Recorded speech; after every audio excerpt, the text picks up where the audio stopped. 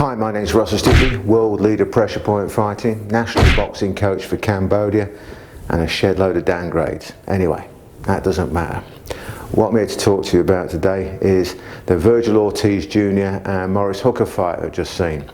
Cracking fight, got to say well done to both fighters. Hooker, unlucky. It looked to me like when you threw that right, it caught his shoulder and you broke your hand. I don't know, I haven't seen the after fight sort of rundown on it all, but that's what it looked like to me. Ortiz, very, very impressive, gotta say. I think being in Garcia's gym, Robert Garcia, brilliant coach by the way, that he's picked up a lot from Mikey Garcia. A lot of the movement that he did, the way he was covering up, and the head movement, his footwork and stuff like that, working his way in, it just looked like another Mikey Garcia doing it, which is a great thing, because Garcia is obviously an absolutely amazing fighter. Three different weights world champion. So yeah, what can you say? Brilliant fighter himself, absolutely brilliant. So really well done to that Ortiz. Now, one of the things that impressed me about Ortiz previously was his punching. Now, not just because he's knocked everybody out, but it was the way he was delivering them, because they say, I don't believe it, but they say punchers are born not made. Or to a certain extent that's true, because some fighters, some top punchers, naturally turn that shoulder over properly. Look at his fights, look at the way his shoulder turns over. When he throws that backhand, the way his shoulder turns over. And it sets up the hook that's coming up behind it. And the hook sets up the right hand, the way his shoulders turn over. Okay, they're turning over at an angle. So they're not just coming round. He's not just throwing a punch here and his shoulder's back here. His shoulder coming right the way round with the punch. So even a short range punch, bang, has got loads of power as that shoulder turns over and dips, which sets up the next one. It's just very, very nice the way he does it, and it's very fast as well, and it's that speed of that rotation with the angle and the turnover of that shoulder that really generates a ton of power.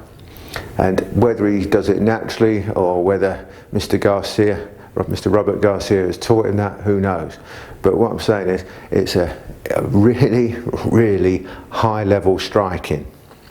And it's missing from most people, not just in boxing, and especially in things like MMA, and especially in things like self-defense and lower levels of boxing and martial arts.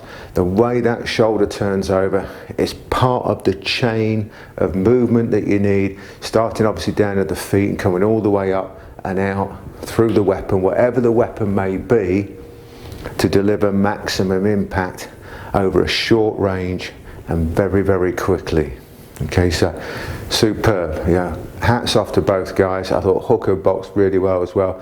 Yeah, he was just facing a young, strong guy who really, really wanted it. And I'm not saying Hooker didn't. To my mind, Hooker can come back from that. That's an injury. I think it probably would have gone the distance. He was able to ride the shots really well. Hooker boxed pretty good. He was well behind, of course, but still, even though he was well behind, it was still quite close, if that makes sense. You can be very close to somebody but keep losing each round, but each one is close. So you could be 8 rounds down after 8 or 9 rounds, but it's still close, if that makes sense. Anyway, well done to everyone. Before we go, remember you got to like, dislike, subscribe, whatever, press that bell thing. It'll be around here somewhere.